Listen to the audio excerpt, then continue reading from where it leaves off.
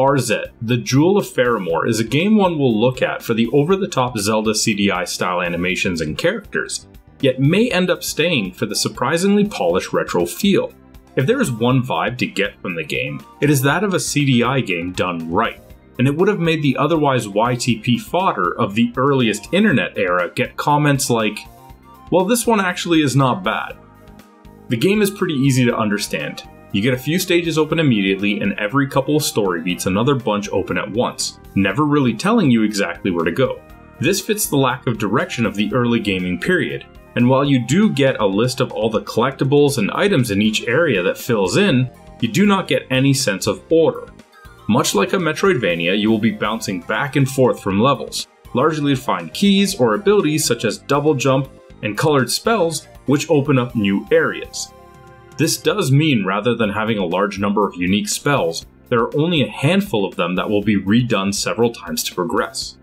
Levels are relatively short, however there are no options to enter from the middle or end after it has been beaten, so when returning it is required to redo most of the level. Arzette stars a princess who platforms through a variety of climates while taking on a variety of traps and foes using her sword and several tools.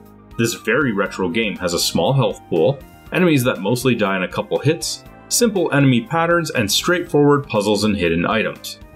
Both enemies and platforms are functional and fairly reliable for hitboxes and making accurate jumps. In many ways better than the average game of the era. The simplicity and pacing of the game is solid, and it has the feel of a decent third-party game of the 90s. Nowhere near as smooth or polished as Mario and Sonic, but more like a serviceable Lion King or Jazz the Jackrabbit.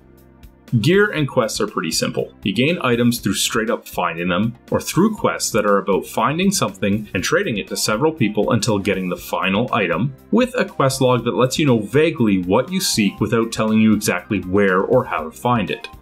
Many upgrades such as health increases, pouches that hold more of a tool like bombs, can be found, and gems drop from enemies that allow the purchase of more tools. While levels can be grinded for more gems, just going through them repeatedly to find keys will net more than enough to get everything needed for the store. And while the first chunk of the game does feel fairly repetitive, it does get better later on. By a considerable margin, the highlight of the game is the quirky characters and their over-the-top animations that will seem familiar to anyone who has seen the memes involving the Zelda CDI games.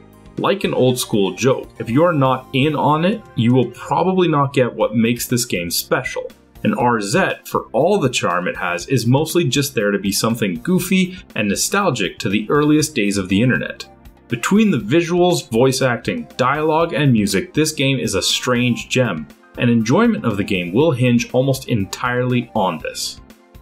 As the style is the key factor, whether or not this game will appeal to you is going to be fairly clear just from some footage, as the rest of the game is a decent retro experience without much to write home about.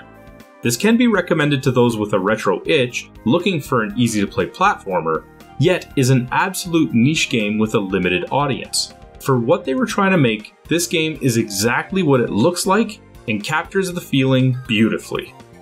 Arzette, the Jewel of Faramore, earns a 7 out of 10.